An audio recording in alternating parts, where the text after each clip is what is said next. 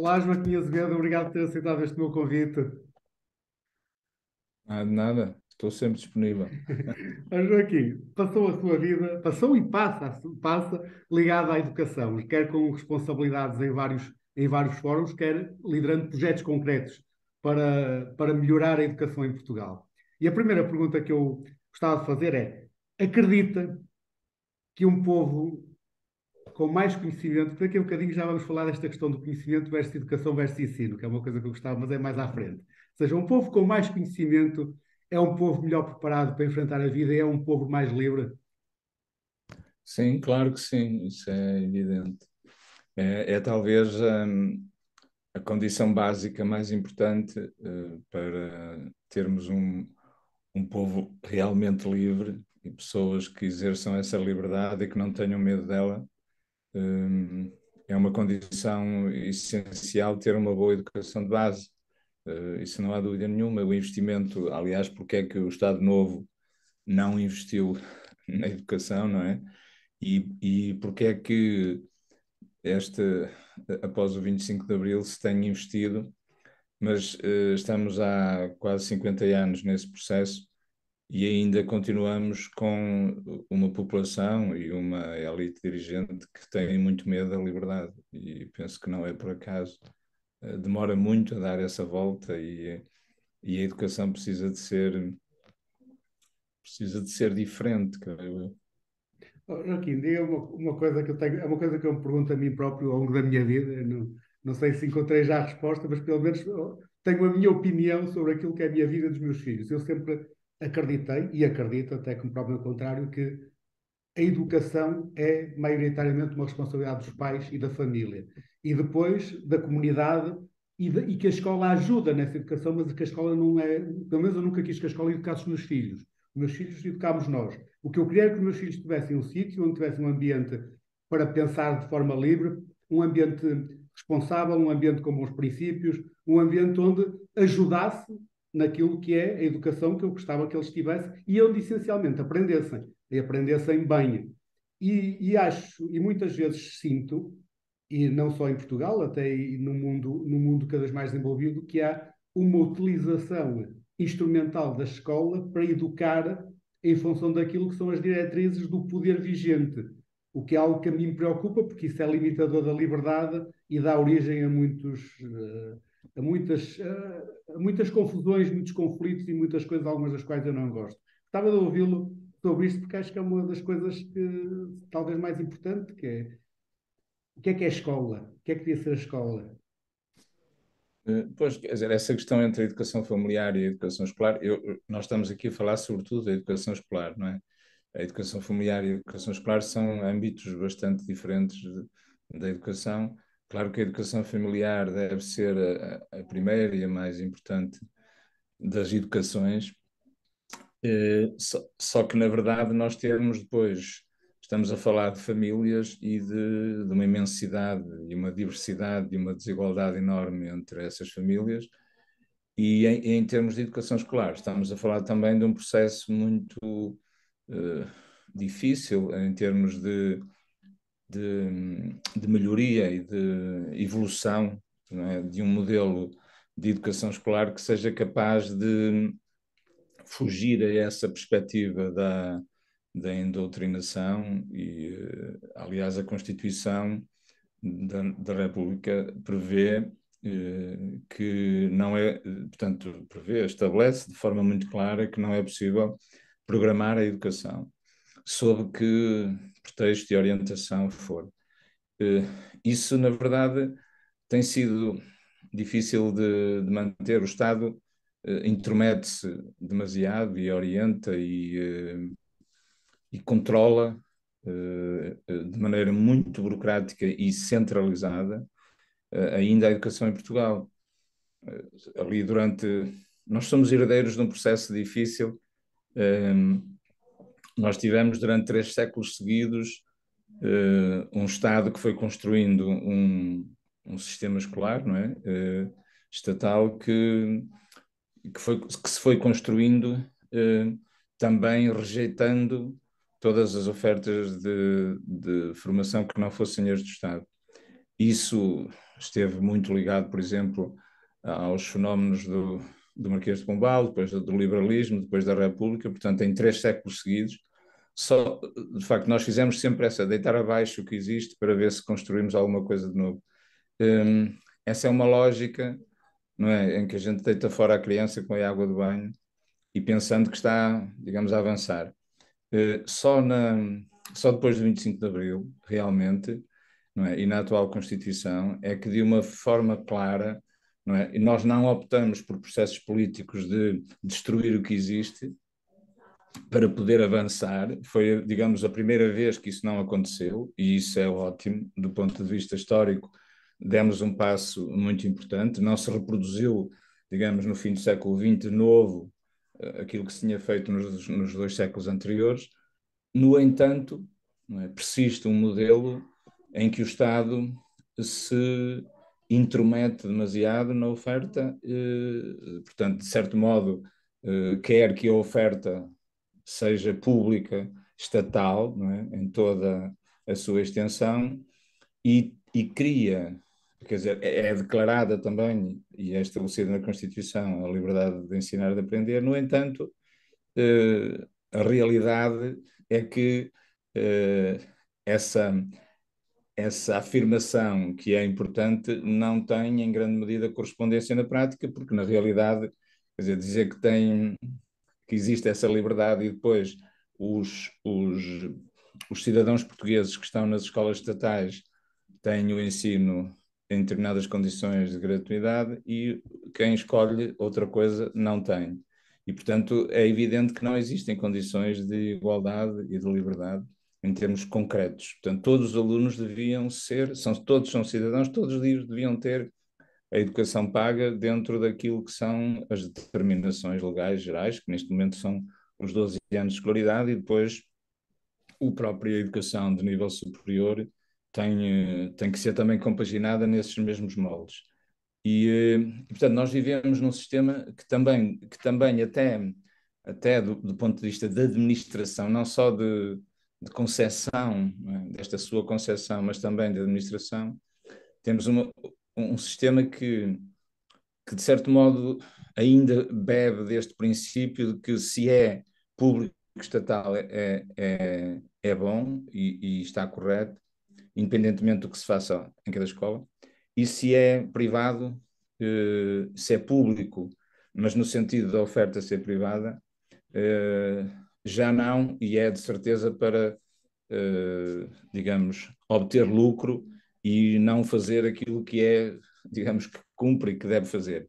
Portanto, eu acho que há aqui, e depois, através de um modelo administrativo que impede a liberdade e a autonomia das escolas, portanto, que é o corolário dessa posição, é um sistema altamente centralizado e burocrático, hiper regulamentado, e até agora, como alguns autores assinalam, hiperburocratizado, com as novas plataformas digitais ainda mais se burocratizou, e portanto temos um sistema eh, onde se respira pouca liberdade, não é? Essa é que é a questão, respira-se pouca liberdade e pouca autonomia, porque na realidade já decretamos não sei quantas vezes a autonomia das escolas e as escolas não são autónomas. Portanto, nós temos muito, muito medo dessa autonomia e dessa liberdade. Antes do 25 de Abril, o Salazar dizia que a democracia, o povo português não estava preparado para a democracia, e eu penso que hoje grande parte da elite dirigente acha que o povo português não está preparado para a liberdade e para a autonomia. Temos muitas dificuldades mentais de representações, temos uma elite dirigente que tem muita dificuldade em dar este passo, é mais apta a desconfiar, né, e a gerar mecanismos de controle do que a confiar e a gerar dinâmicas de autonomia. Ora, disse aí duas coisas que eu acho importantíssimas. Um é essa expressão da pouca liberdade e da elite dirigente. Eu sempre achei, e isso é uma coisa que um dos problemas portugueses é que a elite tem muito pouco de elite e que muitas vezes tem muito pouco conhecimento e pouco preparação para se afirmar enquanto elite e, portanto, acaba por ser alguém que às vezes chegou onde está, não pelo mérito, mas por conhecimentos, por relações partidárias, por relações de um conjunto de uma sociedade que é muito ainda fechada num determinado ponto portanto, e depois isto reproduz-se. Ou seja, vai-se reproduzindo e vai levando essa pouca liberdade, porque uma maneira de mantermos o status quo é não darmos liberdade aos outros. E uma expressão engraçada disso em Portugal é que há pouco tempo eu li que nós temos, se não me engano, 20 ordens profissionais. O segundo país na Europa que mais ordens profissionais tem 4. O que é uma coisa estranhíssima. Uma ordem profissional, para mim, por definição, tirando algumas exceções, alguém que visa proteger quem está na indústria e fazer com que os novos não entrem ou entrem perante uma framework que foi completamente, ou seja, um enquadramento definido por quem está, o que é uma coisa que logo à partida vai limitar muito a liberdade. Isso estava para outra conversa, portanto não vamos para aí. Mas há uma coisa que eu gostava de lhe perguntar, porque é, ou seja, nós fomos, eu tenho aqui um ponto de partida. Eu acredito piamente que a educação hoje é muito melhor do que era no passado. Eu não conhecia o passado, eu era miúdo, portanto, quando se fala do tempo da outra senhora, eu não sabia, mas muitas vezes ouvi uma coisa que eu acho que é muito a portuguesa, que era antigamente é que era bom. E a maior parte das vezes os factos e os dados não mostram isso de maneira nenhuma. E naquele tempo era educado ou que tinha formação, principalmente superior, quem vinha das famílias mais favorecidas e eram pouquíssimos. Hoje são centenas de milhares de pessoas que têm acesso, felizmente, à educação. Portanto, há muito mais gente boa, como é evidente, alargando a amostra, também vamos ter gente que tem menos capacidade, menos qualificação. Mas eu acho que é melhor o sistema. Dito isto, eh, também sinto, e eu sei que teve sempre ligado também, não só ao pensamento, como até a muitos projetos. Por exemplo, eu falo muitas vezes com empresários e dizem de forma repetida: eu não consigo encontrar um bom mecânico, eu não consigo encontrar um bom serralheiro. Mais do que isso, eu não consigo encontrar um mecânico, eu não consigo encontrar um serralheiro, nem bom nem mau. E eu estou disposto a pagar muitas vezes mais um mecânico, um serralheiro ou um eletricista do que pago até alguém licenciado, por exemplo, nas áreas económicas. Mas nós fomos, ou seja, licenciamos todos, o que é bom, mas, na minha perspectiva, esquecemos algo que é fundamental, que é o ensino técnico profissional, e que é crítico para a nossa indústria. Sim. Sim, eu posso, pois, eu comungo dessa perspectiva e tenho dito sempre que a educação escolar melhorou imenso, não é? Desde nestes últimos 50 anos, demos saltos gigantescos e muito importantes, e hoje temos uma escola mais democrática, sem dúvida, e mais justa. E mais capaz, do ponto de vista digamos, de qualificar a população. Por outro lado, é verdade que esses ganhos também ajudam a revelar fragilidades de uma forma mais gritante que antes não revelava, porque a grande parte da população nem sequer acedia à escola. E, portanto, hoje isso torna-se visível e deve ser importante e valorizado, digamos, a compreensão dessas fragilidades e o combate a essas fragilidades. Mas voltando e agora dando o exemplo daquilo que eu disse até agora, eu posso dar o exemplo da questão do ensino profissional, que toca nisso que o Ricardo falava. O, Portanto, nós lançamos este ensino profissional em Portugal em 1988, 89. Tinha sido, digamos, tinha sido destruído o antigo ensino técnico, era um ensino marcadamente muito classista e discriminatório, e criou-se uma nova oferta de um novo tipo eh, para alunos após o nono ano, nesses anos, no fim dos anos 80. Na altura havia cerca de 3% de jovens, depois do nono ano, que iam para cursos técnicos, numa experiência que tinha sido lançada uns anos antes. Neste momento, e é isso que importa perceber, nós não podemos estar sempre a repetir a mesma coisa, porque neste momento 37% dos jovens, após o nono ano, estudam em cursos profissionais. 37% da população portuguesa, dos mais novos, 37% estão a estudar, a partir do nono ano, estão a estudar em domínios profissionais, de qualificação profissional. Alguns depois continuam no ensino superior em áreas idênticas, outros saem para o mercado de trabalho. E, portanto, esse trabalho, esse esforço que o país desenvolveu ao longo faz agora 33 anos, este ano, portanto, ao fim de 33 anos, nós podemos dizer que a aposta no desenvolvimento desse tipo de ensino foi ganha, em grande medida, foi ganha. Eh, Há uma consolidação que está em curso, que tem que continuar a ser feita, e melhoria permanente. A educação, quando não melhora, piora, não há meio termo.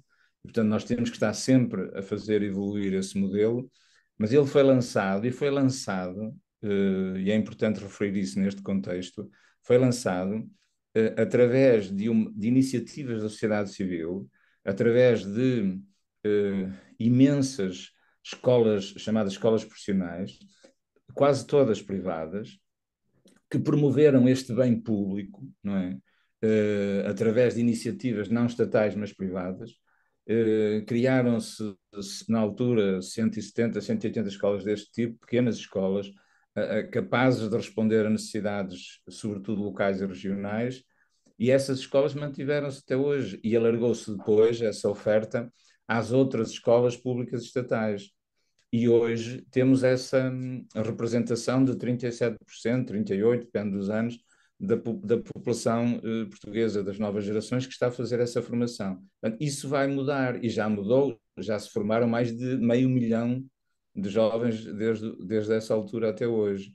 E, portanto, qualificaram-se profissionalmente. Isso nota-se na maneira como somos atendidos, tratados, como os técnicos com quem trabalhamos, portanto, e deparamos nas mais variadas circunstâncias da vida. E isso também ajuda a perceber que a ideia que é preciso construir agora neste século, para sermos diferentes e darmos o salto que é preciso dar em relação aos 3 séculos anteriores, é pensar o serviço público de educação como uma conjugação entre ofertas estatais e não estatais. É fundamental que essa coerência, que essa nova coerência seja conseguida. O ensino profissional hoje, que é esta realidade imensa e, digamos, é um salto positivo imenso que se deu desde o 25 de Abril, isso não teria sido possível sem a oferta privada, sem as iniciativas da sociedade civil portuguesa, porque nós falamos em privado, é preciso desfazer essas lógicas e reconstruir o que é que se entende por isso.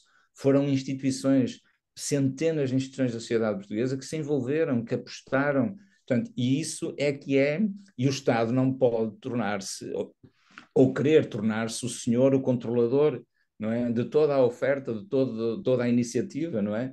E isso fez-se no âmbito do ensino profissional e resultou muito bem. Quer dizer, nós não é que Portugal não está preparado, está. É preciso é criar as condições para que seja possível libertar essa energia que está dormente. Nós temos essa energia que está dormente, em grande medida. No poder local, por exemplo, não está, em muitos aspectos, ela tem vindo a crescer, mas é preciso dar-lhe outra expressão no espaço público, não é? E isso implica uma nova concepção do papel do Estado, isso sem dúvida. Olha, Guido, isso é uma coisa interessantíssima, que até usou uma expressão que eu acho que é, isso nota-se na maneira como somos atendidos. E eu acho, isto é uma pergunta que eu faço porque eu nem sequer tenho dados, não sei, que nos últimos anos, por um lado bem, por outro mal, ou seja, a sociedade, as pessoas quiseram todas trabalhar nos serviços. E a indústria, durante muito tempo, foi, não sei, mal vista, ou porque se calhar os jovens achavam que era um sítio onde se trabalhava, onde era muito duro trabalhar, ou porque, não sei, ou porque socialmente perdeu uma importância que ela tem, que ela é fundamental, e mais, e hoje em dia, isso não tenho dúvidas, que eu sei, paga-se muito melhor na indústria a esses técnicos profissionais qualificados do que se paga nos serviços. E os jovens continuam a ir todos para os serviços, ou seja, o que é que. É verdade, isto eu não sei, eu não tenho dados, é um sentimento que tenho. Sim, eu não sei qual é a razão, não tenho de cor a razão entre as áreas de serviço e as áreas da indústria e da agricultura. Não tenho bem essa divisão, mas isso, os dados são públicos, podem-se consultar as bases de dados existentes que são públicas, ou a Pordata, portanto, está lá feita a divisão por áreas e tudo. Agora, aqui, portanto, essa outra questão de qualificar e preparar as pessoas para o desempenho dessas áreas técnicas é um problema. Portanto, há muitos jovens que estão a fazer cursos nesses domínios, há muitos, muitos milhares, não a maioria, é evidente, E essa aposta, digamos, esse investimento será tanto mais, digamos, terá tanta mais procura, quanto mais nós formos capazes de fazer essa formação com muita qualidade e depois de criar condições de inserção no mercado de trabalho também com qualidade. Porque garantido isso, a procura dos jovens é um trabalho que é preciso ir fazendo, não é? É preciso, quando nós lançamos o ensino profissional, perguntamos primeiro aos jovens do nono ano o que é que eles queriam fazer e em que domínios queriam estudar. Depois acompanhamos isso, fizemos campanhas de informação pormenorizadíssimas, turma a turma de cada escola, em turmas do nono ano. Portanto, é preciso fazer esse trabalho, é preciso ajudar as famílias e os adolescentes a tomarem decisões informadas. E isso é um trabalho, quer dizer, em vez de estarmos aqui a lamentar uma coisa que até já nem é verdade, que não existe ensino técnico ou formação de profissional em Portugal, isso não é verdade. Já há muito tempo que deixou de o ser, mas é preciso, ao contrário, é pegar no que existe e dizer, ok, vamos tornar isto ainda mais expressivo para, digamos, não só fazer face às expectativas dos jovens, mas também fazer face às necessidades do mercado de trabalho. E essa articulação é uma articulação que pode ser feita a muitos níveis e que tem que ser feita valorizando, exatamente, valorizando este tipo de formação. E ela tem que ser valorizada não só teoricamente, não é, ou ideologicamente, mas na prática, no mercado de trabalho, ela tem que ser, digamos, adequada, com empregos adequados também, e garantido isso, nós podemos divulgar de uma maneira muito mais bem feita, não é? O ensino profissional junto à população. Só que, lá está, voltamos à questão da elite dirigente. A elite dirigente continua a dizer que o ensino profissional não existe, que a seguir ao 25 de abril se destruiu e que mas tem na sua cabeça a ideia de que o ensino profissional é para os filhos dos outros, o ensino técnico é para os filhos dos outros, as qualificações profissionais são para os filhos dos outros, porque a elite quer que os seus filhos tenham os privilégios do acesso à universidade e o reproduzam esses privilégios, porque o ensino técnico seria bom, mas sempre para os filhos dos outros. Nós temos que ir desfazendo isto, não é? Temos que ir continuando a desfazer isto, a desfazer, e creio que grande parte da nossa elite dirigente está muito mal informada, é muito pouco competente, informa-se mal e tem sempre portanto, adota um conjunto de clichês e depois tem muita dificuldade em atacar o nervo da questão, que é esse que o Ricardo dizia, não é? Para atacar esse nervo da questão existem imensas instituições e disponibilidades, é preciso fazer campanhas, é preciso dinamizar isso, e discutir, certamente, muito antes. Agora, e depois uma outra questão que hoje que está na ordem do dia, que é, e até vou às universidades, já, isso é verdade ao longo de todo o sistema de ensino, mas nas universidades sempre pensei a universidade como um centro de liberdade absoluta, ou seja, onde todas as ideias são discutidas, e as ideias, e onde há liberdade de expressão, e o que significa, e liberdade de expressão, que é uma coisa que alguém dizia muito interessante. Então há liberdade de expressão quando aqueles que têm que exprimem uma ideia diferente da minha a podem exprimir. Portanto, quando alguém diz que é pela liberdade de expressão, mas depois é pela liberdade de expressão, mas o mas acabou com a liberdade de expressão. Portanto, tudo. E hoje, com esta coisa do cancel culture e da cultura de cancelamento, nós vemos coisas que são aterrorizadoras, que é nas universidades a bloquear-se pessoas que vão apresentar as suas ideias, porque alguém determina logo à partida que essas pessoas têm umas ideias que são malignas, portanto, que é logo um conceito estranho. Quer dizer, na minha perspectiva, isto é dramático, e a verdade é que está cada vez mais presente. Como é que isto se muda? Sim, mas a primeira questão da presença. Eu tenho dito também que em Portugal a própria elite, agora não no sentido geral, mas a elite política, dirigente, tem muito medo da liberdade. Nós somos um país com muito medo da liberdade. Nós somos um país felizmente livre, onde a liberdade de expressão existe, mas existem mordaças muito grandes à liberdade. Há pessoas que só por determinada posição que tomam publicamente são postas de lado imediatamente. são impedidas de aceder a isto ou àquilo. Há uma marcação das pessoas que pensam diferente, mas isto estando no governo e nas administrações, os partidos A ou B, é a mesma coisa. Portanto, e essa tendência, que depois tem outros reflexos nos Boys for Jobs, portanto, são o outro lado do espelho, nós temos aqui um problema de fundo que tem de ser muito combatido. Nós temos de continuar a combater esse flagelo. Nós precisamos da liberdade como de pão para a boca, e as pessoas também têm que aprender a pensar isso e a valorizar isso. No contexto da universidade, isso é, como diz, ainda mais gritante, porque é um contexto de produção de conhecimento, não é? E de aquisição de conhecimento, onde essa questão é essencial para a própria sobrevivência do conhecimento e do progresso do conhecimento. Não há progresso sem a contradição, sem o contraditório, sem a crítica.